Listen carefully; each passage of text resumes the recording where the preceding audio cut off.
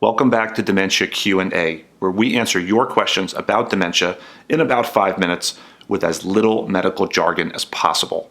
I'm Dr. Marc. I'm an internist and a geriatrician here in Louisville, Kentucky.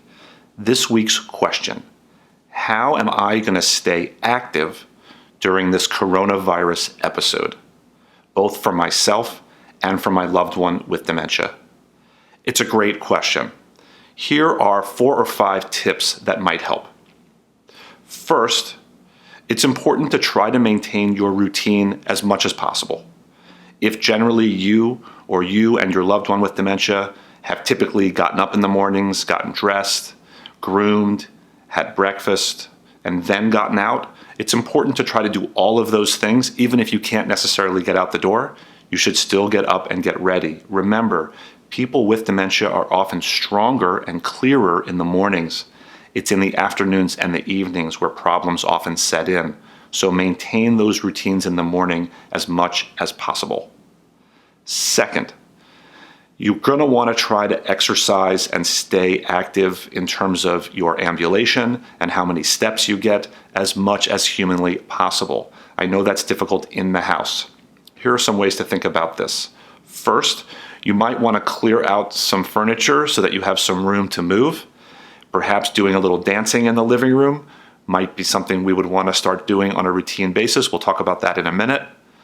But if you are able to get out the door, do so.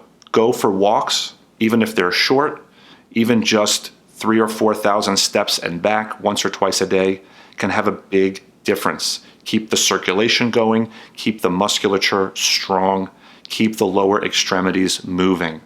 We do not want to use coronavirus as an excuse to pretend we're on the beach for a couple of weeks or to become couch potatoes.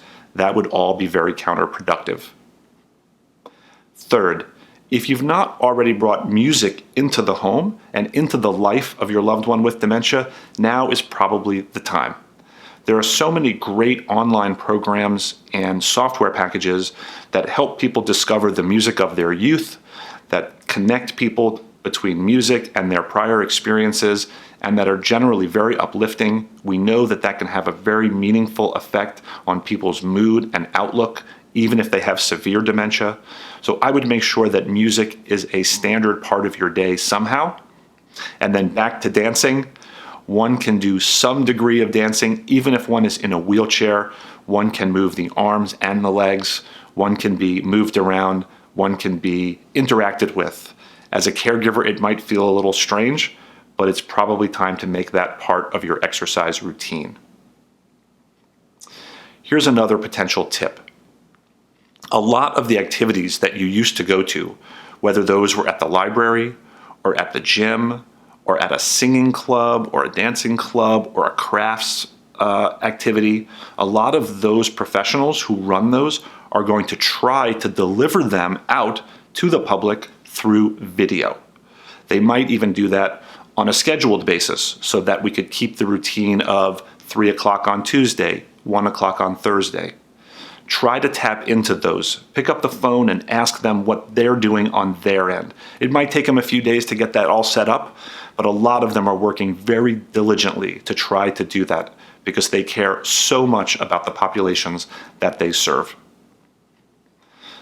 Lastly, I would think about video tours.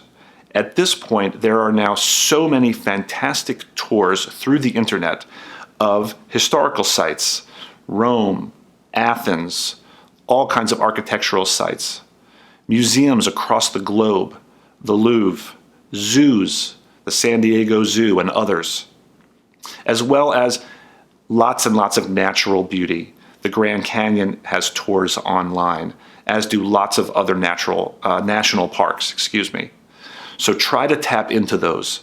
Sometimes using these technologies can be difficult if they don't work the first time. So either reach out for help telephonically or digitally. A loved one perhaps could troubleshoot some of this from afar. They don't necessarily have to be in the living room to make this stuff work. Try over the next several days to figure out how to tap into these resources. One more thing I think about a little bit. Lots of our younger folks use video calls between their peers all day long.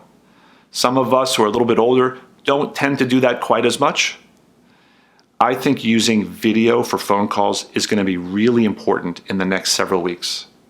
Being able to see your sisters, brothers, children, grandchildren, that's going to be really meaningful because we're all going to feel a little cooped up by what's happening outside for the next several weeks.